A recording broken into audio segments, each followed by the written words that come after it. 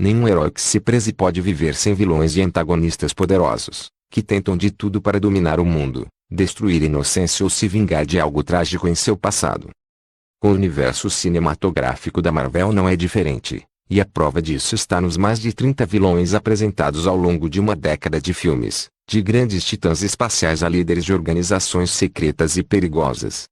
Malekith, o esquecido, começando essa lista com o pior vilão do mundo, não podíamos deixar de citar Malekith, o grande antagonista por trás de Thor, o mundo sombrio. O Elfo Negro foi interpretado por Christopher Eccleston e é basicamente um clichê ambulante de todo vilão megalomaníaco da história do cinema. Ele só quer destruir o mundo, ainda que isso não seja nem um pouco favorável para ele. Para piorar, é um personagem apático e sem um pingo de carisma, além de ser bem esquecível. Ronan. Ainda que Guardiões da Galáxia esteja carinhosamente guardado no coração de muitos fãs como um dos melhores filmes do MCU, não há como defender o que fazem com Ronan. O acusador traça um dos personagens mais complexos das HQs, transformado aqui em uma figura absolutamente clichê.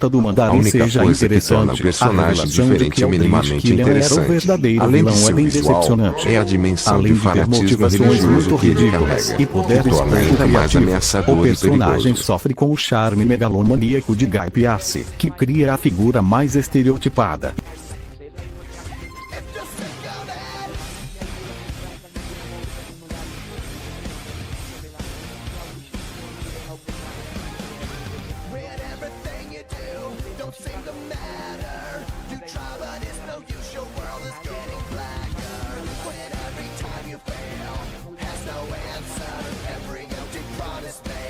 Jaqueta Amarela, ainda que Collector seja um ótimo ator com grandes trabalhos em seu currículo, não há muito o que falar do Jaqueta Amarela, o antagonista do primeiro filme do Homem-Formiga. O personagem é apenas uma versão malvada do herói, como já estamos muito acostumados a ver nos filmes de origem cinematográficos da Marvel.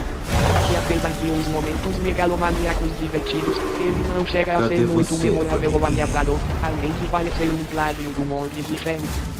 Chicote Negro, Ivan Vanko é uma das pessoas que mais tem ódio de Tony Stark e seu império armamentista. Em Homem de Ferro 2, ele prepara seu plano de vingança e acaba enfrentando o Vingador Dourado cara a cara, provando ao mundo que um Deus pode sangrar. O personagem até possui um visual legal e um conjunto de armas bem perigosas, mas a atuação de Mickey Rourke faz com que ele seja bem vergonhoso, especialmente quando ele está surtado pedindo por seu passado. Mandarim, ainda na franquia do Vingador Dourado, não vamos esquecer daquele que muitos acreditavam ser o Mandarim de Homem de Ferro 3. Ao fim do filme, descobrimos que se tratava de um ator contratado por Aldrich Killian para servir como cortina de fumaça para seus próprios atos terroristas.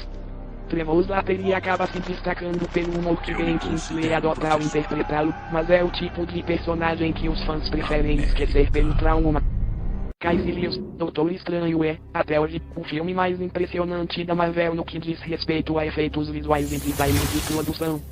É uma baita obra que consegue criar a magia de uma forma bem inovadora no cinema. Por outro lado, o vilão principal do longa está bem aquém do que poderia ser. Kaecilius é o típico cultista que possui planos malignos, mas que não tem chance de se desenvolver além da superfície. Pelo menos, Mads Mikkelsen consegue fazer algumas cenas muito boas com o antagonista. Shocker. Enquanto os vilões acima são ruins ou decepcionantes, os que virão agora são aqueles que poderiam ter mais espaço, mas acabam aparecendo tão pouco que não são muito lembrados pelos fãs. A começar, temos Shocker, o vilão interpretado por Bokeem Woodbine em Homem-Aranha, De Volta ao Lar. O personagem tem um bom conflito com o amigão da vizinhança, mas acaba sendo derrotado muito facilmente. Se tivéssemos visto mais dele em ação, talvez ele estivesse mais alto na lista. Ayesha, apresentada originalmente em Guardiões da Galáxia Volume 2, a soberana Ayesha é uma personagem que deve retornar no futuro da franquia, ainda mais se levamos em conta uma das cenas pós-créditos do filme.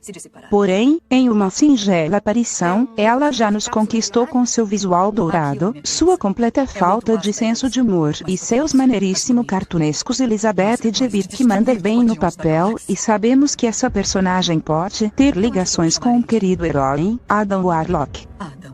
Justin Hammer. Apesar do Chicote Negro ser um dos pontos baixos do MCU, podemos dar um pouco de crédito para Justin Hammer, o industrialista excêntrico que se torna o maior opositor de Tony Stark em Homem de Ferro 2. O personagem acaba sendo um vilão por financiar todas as maquinações de Van Vanko, além de encomendar seu próprio exército de drones assassinos. Por outro lado, o que torna o personagem tão bom é a atuação de Sam Rockwell, que inclusive pode retornar ao papel em projetos futuros. Korat.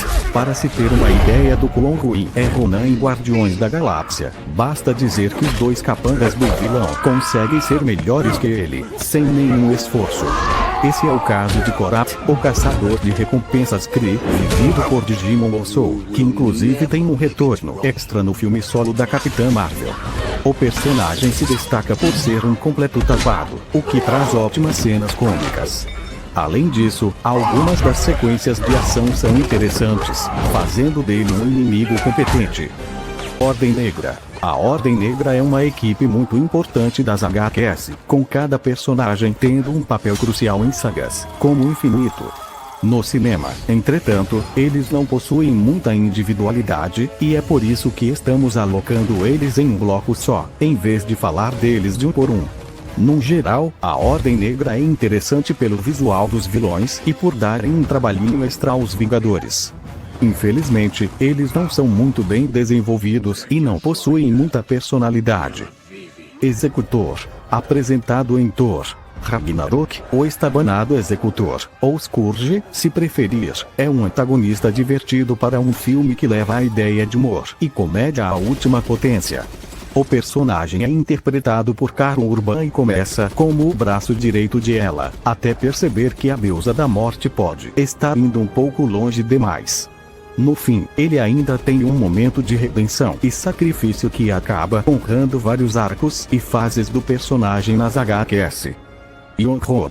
Capitã Marvel tem sua cota de erros e acertos, mas o vilão interpretado por Jude Law até consegue ser um ponto positivo, apesar de nunca representar uma ameaça palpável para Carol Danvers.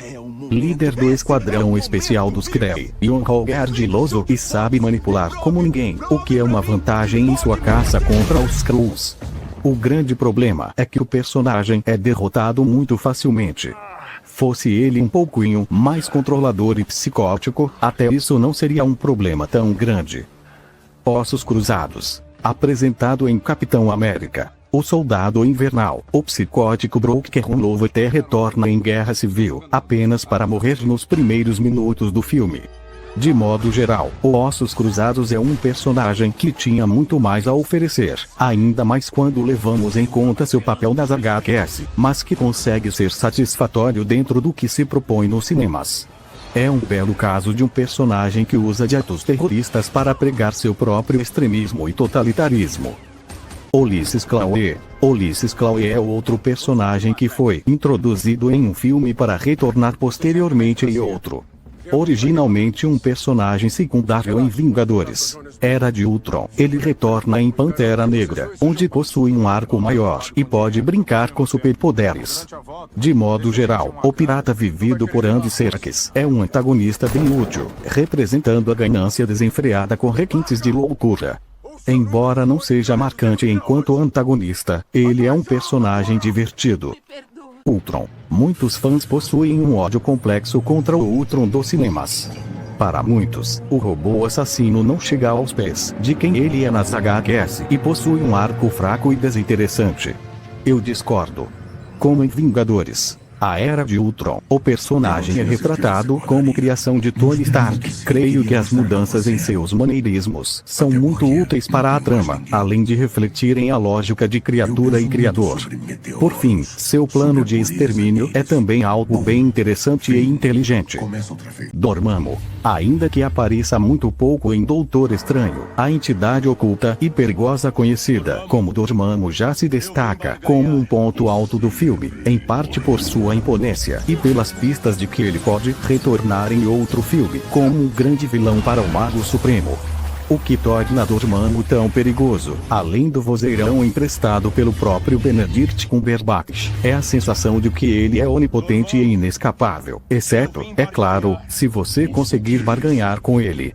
Alexander Pierce. Corte uma cabeça e outras duas surgirão no lugar. Esse é o lema da Hydra e ninguém pode representá-lo melhor que Alexander Pierce, o vilão que comanda tudo das sombras em Capitão América, o Soldado Invernal. Pierce é uma figura muito emblemática justamente por ser vivido por um astro de grandes thrillers políticos, Robert Redford. Além disso, é o tipo de personagem que só cresce quando lembramos toda a narrativa que o envolve, no caso, a infiltração da SHIELD pela Hydra. Fantasma, em Homem-Formiga e a Vespa, a antagonista central, que depois nós descobrimos não ser tão má assim, é a Vastag, conhecida também como Fantasma. A personagem é capaz de ficar invisível e intangível, dando um bom trabalho para Scott Lang ou Van Dine. O que torna a Fantasma tão instigante enquanto personagem é justamente sua história trágica e como suas motivações são muito palpáveis e justificáveis. Além disso, seu visual está entre os melhores do MCU.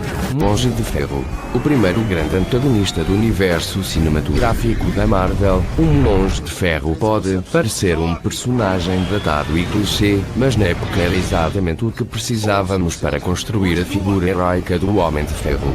Obadiah Stane é um magnata inescrupuloso e muito malicioso, que está sempre tentando passar a perna em Tony Stark.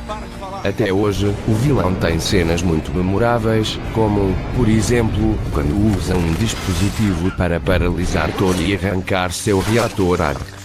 Abominável. Ainda que muitos se esqueçam que o incrível Hulk faz parte do MCU, o filme deixou alguns legados interessantes para o resto da franquia, com o maior tendo sido o General Ross. No entanto, o Abominável segue sendo o vilão mais violento e destrutivo da Marvel, e isso nos deixa ainda mais animados para seu retorno na série da Mulher Hulk. Ele é monstruoso, bruto e completamente inescrupuloso, o que o torna o adversário perfeito para o Gigante Esmeralda. Abutre. Você pode ter todas as críticas do mundo com relação ao Homem-Aranha. Devolvam-no. Mas uma coisa que não dá para falar mal é a forma como o filme consegue subverter um dos vilões mais ridículos do herói arco-íris e transformá-lo em uma ameaça influente, assustadora e com uma história de origem bem única. O abutre de Michael Keaton é excelente e ainda pode se tornar para casar a vida do amigão da vizinhança em outros filmes. Nebulosa. Interpretada por Karen Gillan, a letal Nebulosa possui um dos arcos mais emocionais de todo o universo cinematográfico da Marvel, algo que culmina de forma belíssima em Vingadores Ultimato. Porém, nos dois primeiros filmes dos Guardiões da Galáxia, ela começa como uma vilã motivada pela inveja e pelo ódio que nutre contra sua irmã, Gamora, o que a torna uma oponente extremamente eficaz e perigosa, especialmente quando parte para a ação. Soldado Invernal, já que estamos falando de personagens que precisam passar por um arco de redenção. Outro exemplo espetacular é Bucky Barnes, que se torna o vilão principal do segundo longa do Sentinela da Liberdade, após sofrer lavagem cerebral nas mãos da Hydra. O Soldado Invernal é um oponente formidável, não apenas por suas táticas de combate letais e infalíveis, mas também por ser um grande ataque pessoal e emocional contra o Capitão América. E a cena da briga de facas é simplesmente perfeita. Caveira Vermelha. Uma salva de palmas para todo o trabalho que a Marvel Studios teve na hora de compor o visual do Caveira Vermelha para Capitão América, o primeiro Vingador. Não fosse isso, o personagem jamais seria tão assustador e impactante, mesmo com a atuação magistral de Hugo Weaving. Um nazista detestável e odioso, ele representa o contraponto a tudo que o Sentinela da Liberdade significa. Para a felicidade dos fãs, ele está de volta em Guerra Infinita e Ultimato, vivido por Ross Marquand. Ego, interpretado por Kurt Russell, o aparentemente bondoso Ego é o vilão central por trás de Guardiões da Galáxia Vol. 2, e isso causa um grande alvoroço emocional no filme, considerando que ele é ninguém menos que o pai biológico do Senhor das Estrelas. O personagem é muito carismático, o que torna a reviravolta do filme ainda mais desoladora. No geral, é o tipo de vilão que consegue manipular as emoções não apenas do público, como também dos próprios heróis do longa. Rela. Enquanto Malekith e tantos outros vilões pecam por serem apenas figuras clichês sem aprofundamento e carisma, Rela prova como podemos fazer uma personagem que bebe do clichê, ainda assim, consegue ser algo além disso. Muito disso se deve ao carisma e o charme ácido de Cate Blanchett, que está muito bem no papel, diga-se de passagem. Porém, a personagem também tem motivações bem convincentes e consegue ser muito imponente, seja através de seu visual ou de suas próprias atitudes. Mistério. Há anos a Marvel Studios queria chamar Jake Gyllenhaal para algum papel. Felizmente, o contrato do ator veio na hora certa para interpretar o enigmático e traiçoeiro Mistério, vilão de Homem-Aranha, Longe de Casa. O personagem começa se passando por um herói antes de trair Peter Parker e mostrar seu plano maligno. É uma ótima adaptação de um dos melhores vilões do personagem, especialmente no que diz respeito aos seus poderes e truques ilusórios. Zemo. Poucos vilões conseguiram derrotar os Vingadores sem sequer levantar um dedo. E é por isso que Zemo é uma peça essencial na história do universo cinematográfico da Marvel, além de ter uma atuação muito bem compassada nas mãos de Daniel Bru. O personagem surge em Capitão América, Guerra Civil e consegue envolver os heróis mais poderosos da Terra em um embate ideológico do qual não saem vencedores. Vale lembrar que ele também retornará em Falcão e o Soldado Invernal. Loki. Introduzido no primeiro filme do Deus do Trovão, Loki é o tipo perfeito de vilão. Além de contar com o carisma arrebatador de Tom Hiddleston, o personagem possui um grande arco dramático estabelecido ao longo de vários filmes, sendo o melhor exemplo de redenção dentro do universo cinematográfico da Marvel, ainda que ele preserve várias características nefastas até hoje. Mal podemos esperar para vê-lo com destaque total em sua série solo do Disney. Killmonger. Pantera Negra é um dos filmes mais importantes do MCU, e para isso, era necessário um vilão à altura da figura heróica de T'Challa. Felizmente, o Eric Killmonger de Michael B. Jordan é perfeito no papel. Trata-se de um personagem cujas ações, apesar de odiosas, são compreensíveis, ainda mais quando levamos em conta todo o seu discurso político e racial. Ele é o contraponto ideal do rei de Wakanda e consegue dar um bom trabalho ao herói. É apenas uma pena que não possamos ver mais dele no futuro. Thanos. Em primeiríssimo lugar, não poderia ser outro que não o Titã Louco. Com sua primeira aparição em Os Vingadores, o maléfico Thanos teve toda a sua história destacada em Guerra Infinita e Ultimato. E o que torna o vilão tão espetacular é justamente como ele se vê como um herói para o universo, disposto a tudo para coletar as joias do infinito. Trata-se de um antagonista surpreendentemente humano, abrilhantado pelo CGI primoroso e pela atuação de Josh Brolin.